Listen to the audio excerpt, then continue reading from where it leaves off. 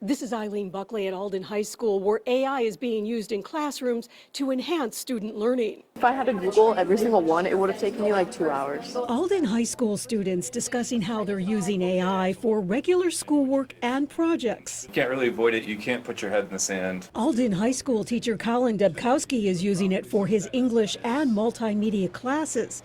He tells me he's excited to use this new tool, but at times it can be daunting. We're in like the Wild West now. We're all testing the boundaries and rules of what this means. Now, AI does bring in some challenges and ethical issues within a classroom, but it should be addressed before using it. You're not going in there saying, ChatGPT, write this essay for me.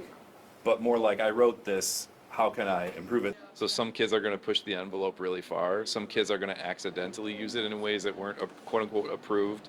But I think that's all okay as long as we can have open discussions about what this means and how learning is changing. Senior Corinne Bishop showed me how she uses AI almost daily in her multimedia classes, where students produce their own news stories and newscasts. To use it, obviously, just because it is easy, it can save a lot of time, but when you're working on important projects, and especially like when I'm quoting people in the articles, I especially want to go back and check that just to make sure it's not getting like important things wrong. Two other Alden High School seniors tell me they also use AI for their multimedia classes. It's going to be everywhere, and rather than shying away from it and being scared that it might be considered cheating in some aspects, I think it's better to learn how to use it the correct way. Do you worry about people using it to cheat for stuff?